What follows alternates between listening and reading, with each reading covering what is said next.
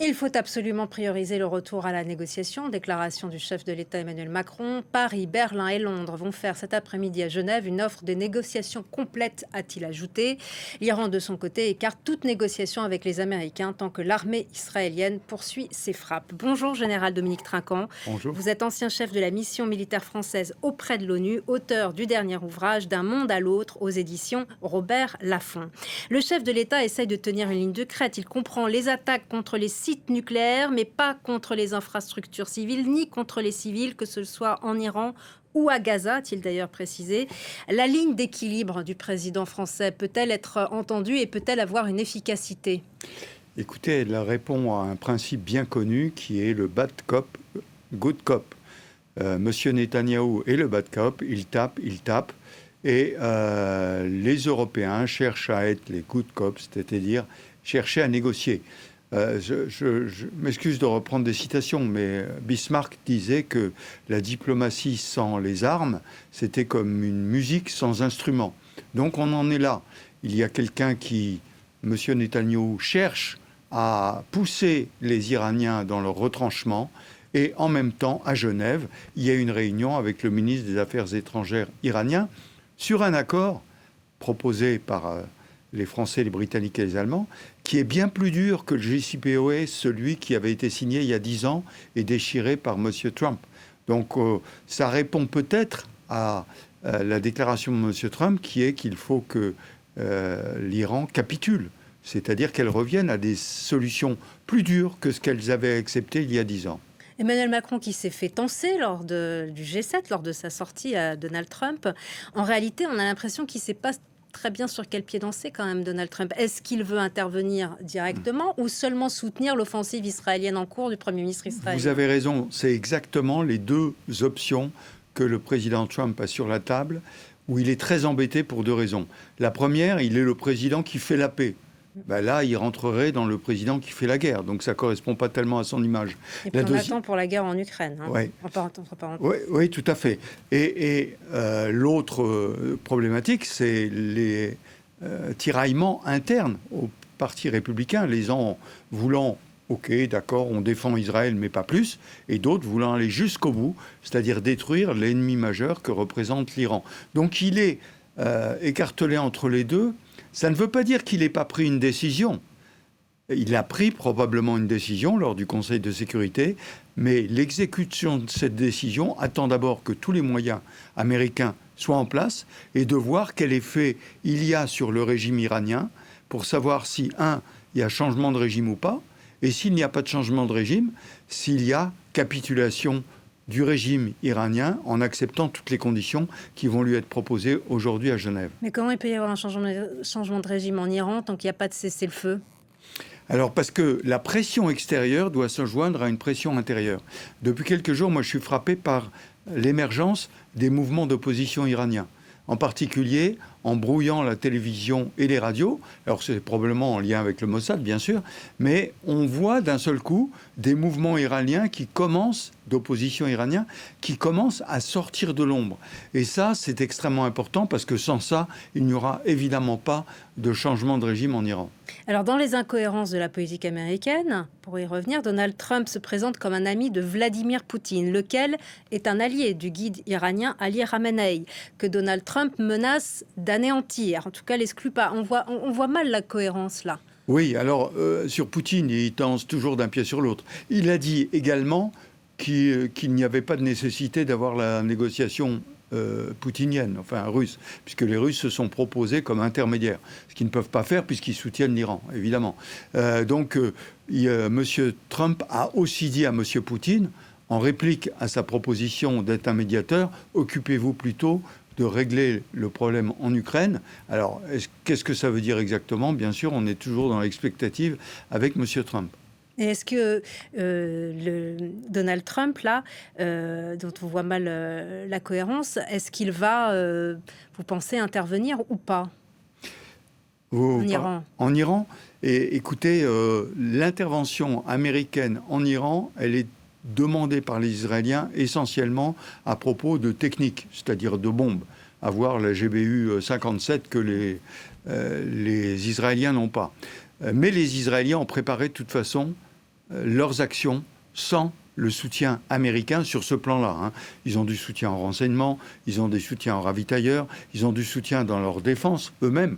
Mais pour les attaques en Iran, ils ont préparé le plan pour le faire sans les États-Unis. D'ailleurs, c'est assez symptomatique qu'ils aient montré qu'ils étaient capables de le faire, enfin, qu'il y avait une option terrestre. Et dans l'introduction tout à l'heure, vous montiez des frappes sur la mer Caspienne. J'attire l'attention de tous les spectateurs pour voir ce qui se passera dans cette région. Je rappelle que le pays le plus proche dans cette région-là, c'est l'Azerbaïdjan, qui travaille beaucoup avec Israël. Mais les experts disent qu'il y a maintenant que le savoir-faire, ils peuvent tuer le nombre de scientifiques nucléaires qu'ils veulent, le savoir-faire iranien est acquis. Non, il n'est pas acquis.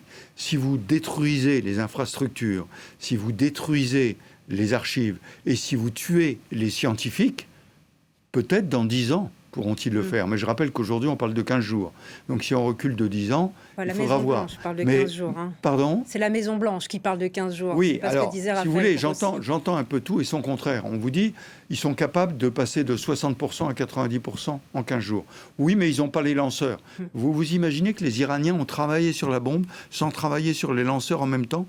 Évidemment qu'ils ont des lanceurs prêts. Oui, mais pareil, les experts disent c'est de 1 an à jusqu'à 2 ans. Il y en a qui parlent de plusieurs justement, les experts, pardonnez-moi, il faudra définir le terme d'expert, qui vous disent qu'il faut 1 à 2 ans pour mettre une bombe sur un lanceur, supposerait qu'ils n'ont pas travaillé en parallèle sur les lanceurs et sur la bombe.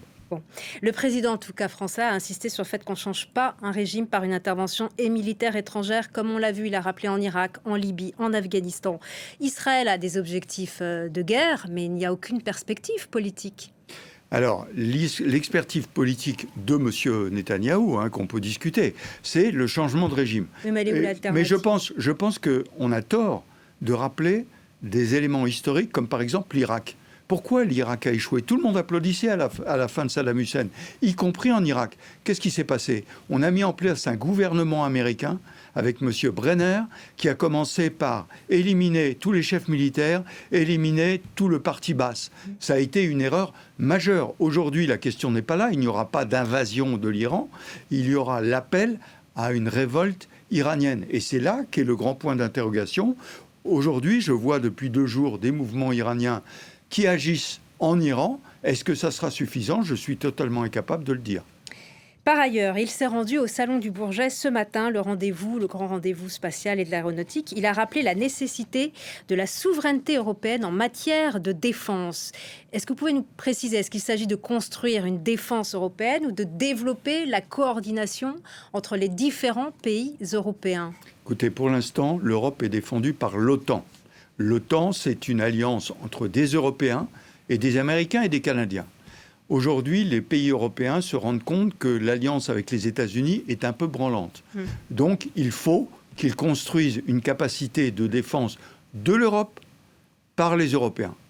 Aujourd'hui, nous assistons à une résurgence des empires. L'empire russe, l'empire chinois, l'empire américain. Les Européens, qui se sont battus pendant des siècles entre eux, ont horreur des empires aujourd'hui. Empire russe, allemand, britannique, français ont conduit à la guerre. Mais ils ont toutes les capacités de se défendre avec des capacités dignes d'un empire. Il faut rappeler que c'est la 3e puissance économique au monde, 450 millions d'habitants, budget de défense intégré avec aujourd'hui beaucoup de gaspillage, le 2e au monde. Donc tout est là. Mais quelle place peut occuper cette défense autonome au sein de l'OTAN ? Alors, écoutez, quand les Européens auront décidé de s'armer réellement, comme ils le font aujourd'hui, alors on parle pour le sommet de l'OTAN qui a lieu la semaine prochaine, de passer à 3,5%, alors qu'on est à peine à 2% aujourd'hui, voire à 5% en incluant l'infrastructure, la logistique, etc. S'ils font cet effort-là, les Américains ont raison aujourd'hui de demander aux Européens de faire cet effort. Pourquoi ?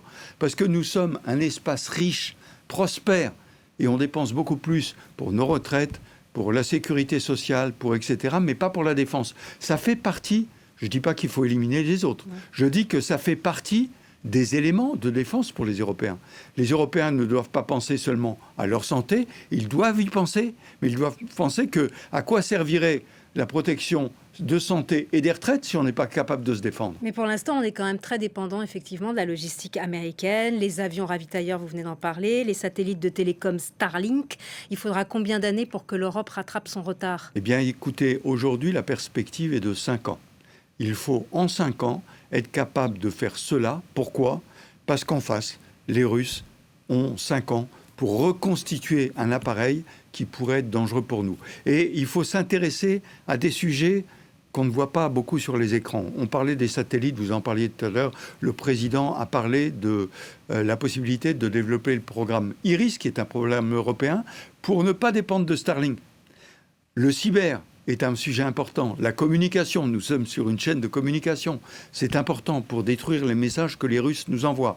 Donc il faut développer tout ça. Et puis les nouvelles techniques, on parle beaucoup des drones.